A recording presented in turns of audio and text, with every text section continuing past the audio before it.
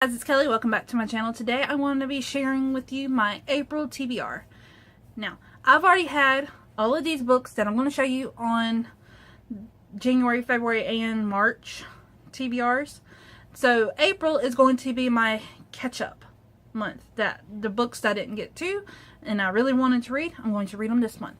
I'm going to do that every fourth month. So the next time I do a catch-up TBR will be in May, June, July, August, and that'll be good because we'll be starting our new school year in August, so it's a win-win for me.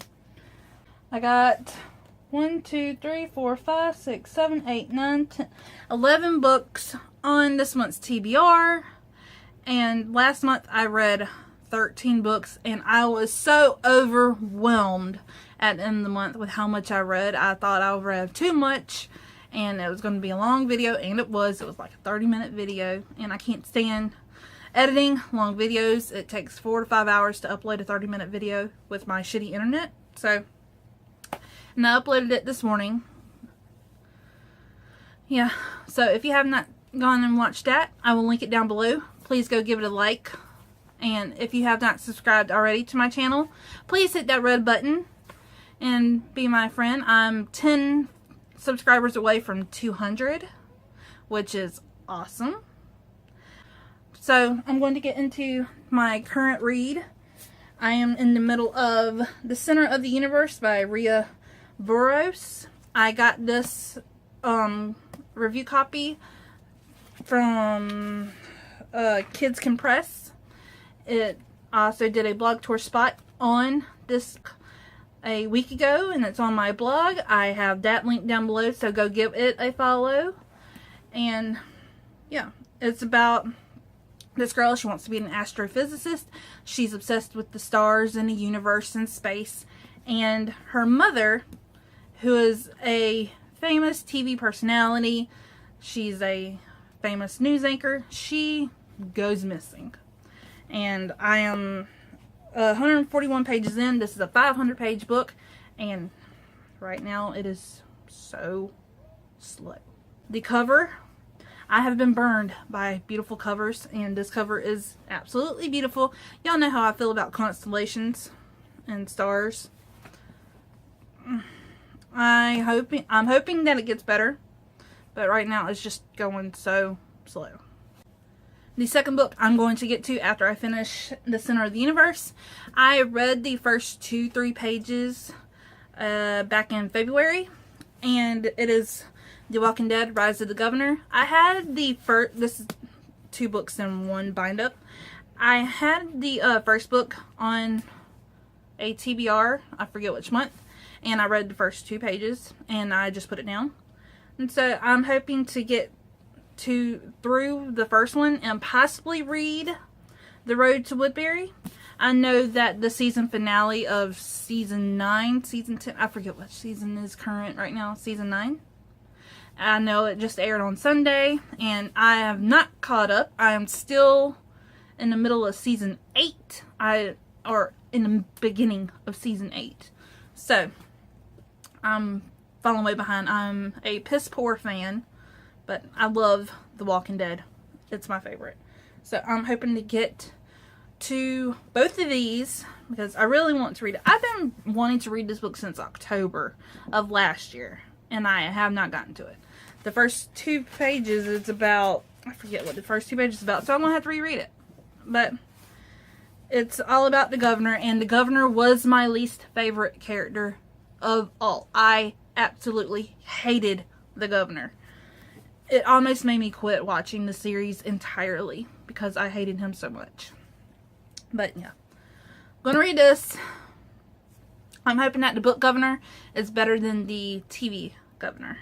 Third book is a sequel. I read the first book last month called Sphinx's Princess. It was about Nefertiti and her childhood. So I'm going to be reading the sequel because that cliffhanger, though, and it is Sphinx's Queen.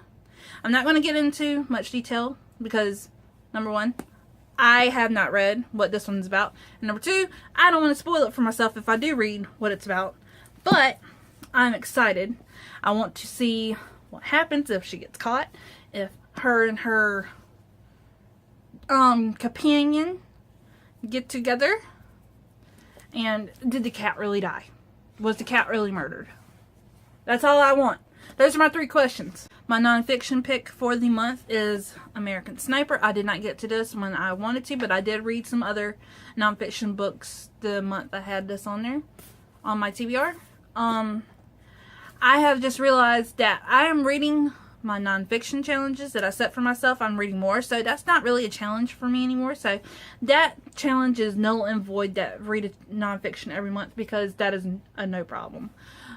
The challenge for me to read a classic every month, I have not been keeping up with that, because one, classics are sometimes boring and I can't figure out which one I want to read, and when I do pick out one, I don't want to read it when I get it. So I may just throw that challenge out the window as well. But anyways, I'm going to read American Sniper. I still haven't watched the movie. It's still waiting for me in my digital library.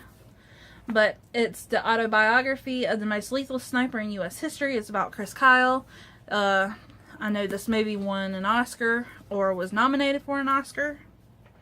And it's about the Navy SEAL team. So, yeah. I don't know much more about this, and I don't want to. This book I'm going to get to is Catwoman Soul Stealer by Sarah J. Maas. Superman Dawnbreaker came out last month, and I still have not bought my copy. I've heard some not so good things about the author Matt De La Pena, and I read that the Superman book was going to be boycotted, or was boycotted. I don't know. So, if y'all have read Superman Dawnbreaker, let me know down in the comments. Is it good? Is it worth picking up? Should I pick it up? Should I support this author? Is his writing good? But Catwoman, she's like my favorite, one of my favorite anti-heroes. And yeah, Selena Kyle. But I love these covers. Superman is the best one, I think. I need to read this month because I want to read Superman, but if y'all tell me it's bad and not to support this author, then I will probably read a recaptains of it or watch YouTube reviews on it. This book has been on my TBR since January of 2018 when it came out. And I think the 3rd book, the final book in the series, just came out, or it's coming out this month, I think. I forget, but it was on my most anticipated reads of 2019, and it is The Lost Crow Conspiracy. The magic system just blew me away. The relationship between Anna and Gabor, I absolutely loved Gabor. If he was a real person, I would tap that. Who says tap that anymore? Apparently me. I'm old. But, yeah, it's nice and chunky. This is the sequel to Blood Rose Rebellion, and that was one of my favorite books of 2017. Yes, 2017. I got a review copy from Blogging for Books when it was still a thing, and I bought this copy when it came out. And yeah, I'm hoping that the blog tour company that I host with, I hope they eventually get the 3rd copy, because I know they did reviews, or I know they did a blog tour for Blood Rose Rebellion and this book, so I'm hoping that Winter War Awakening will eventually be a blog tour opportunity for the said company that I work with. This book has a pretty cover, and you know how I get burned by pretty covers, so I'm hoping this book will not disappoint me. But it is The Seamstress by Allison Pittman. This was my final review copy from Tyndale House Publishing, their blog network, before they closed it. And it takes place in the French Revolution. I know a lot of books are starting to get written taking place in the French Revolution era and like be related to Les Mis. Les Mis was one of my favorite books that I read. I loved it. The movie was amazing. I watched it twice back to back.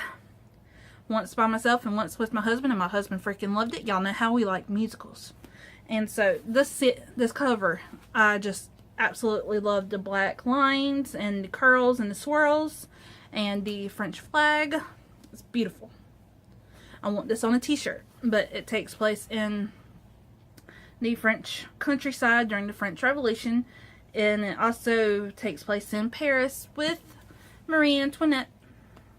Let them eat cake! This next book I was going to read last month and do a reading vlog on, but the Buzzword Readathon and my spring break meshed together, and during spring break I was just not reading as much. I was overwhelmed with reading. Like I said, I was looking at my books and I was just like, ugh. Looking at my camera, my videos, I did not want to film. I did not want to edit. I was, ugh. YouTube, I was bored to tears. I wasn't even watching anything on YouTube, and if I did, it took me like a day to get through one video that I was watching, because I would watch like a minute or two of it and pause it and do anything else for the rest of the day, and then come back that night and just finish watching that video and then stop because I was bored. But anyways, tangent.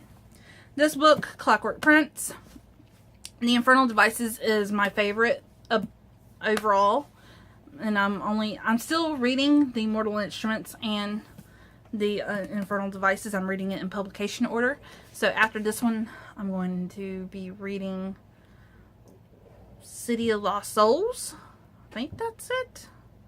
I don't know. I read City of Fallen Angels during the 24 and 48 readathon. So go check my Instagram out on that. But yeah, I'm really looking forward to this one. Tessa, Will, and Jim are my favorite trio, one of my favorite trios. And I like Jim more than I like Will. Will is an arrogant jerk. And if I lose subscribers for saying that, I'm sorry. But he is. I like Jim better.